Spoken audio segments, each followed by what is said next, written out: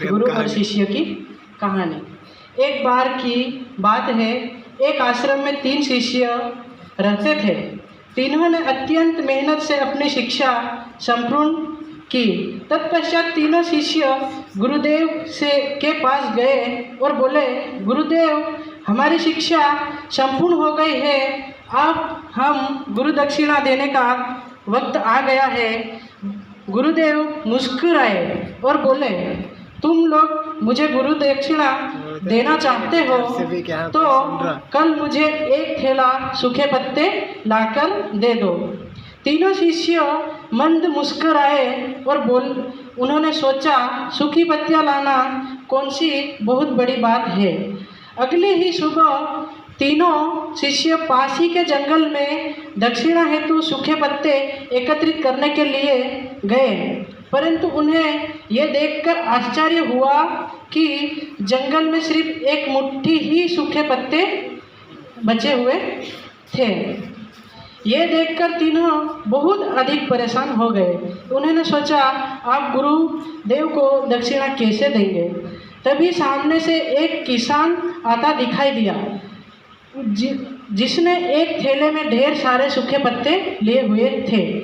उन्होंने उस किसान से आग्रह किया, भाई हमें भी थोड़े से सूखे पत्ते दे दो, इसकी अत्यंत आवश्यकता है। किसान ने कहा, ये सूखे पत्ते मैं नहीं दे सकता, अपने जीवन यापन तथा घर पर भोजन पकाने के लिए ले जा रहा हूँ, मैं ये नहीं दे सकता। परंतु हाँ, पास ही के गांव में सेठ जी रहते हैं, उनके पास सूखे पत्तों से दोने बनने का कारखाना है, शायद वह आपको सूखे पत्ते दे सके। वे तीनों सेठ जी के पास गए, उनसे सूखे पत्ते देने के लिए आग्रह किया, परंतु सेठ जी ने कहा, मैं आपको सूखे पत्ते नहीं दे सकता, क्योंकि मुझे आपसे अधिक आवश्यकता है। इस सूखे पत्तों से अपना कारोबार चलाता हूँ, मुझे क्षमा करें। वे तीनों शिष्य अत्यंत परेशान हो गए। उन्होंने बहुत लोगों से पूछा तो पता चला कि पास ही में एक बूढ़ी दादी रहती है। वे सूखे पत्ते एकत्रित करती है, हो सकता है उसके पास से मिल जाए।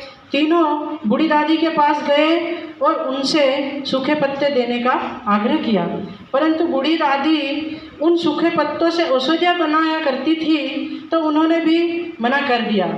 आप तीनों निराश हो गए और आश्रम लौट आए और दुखी मन से गुरुदेव को सारी बातें बताई।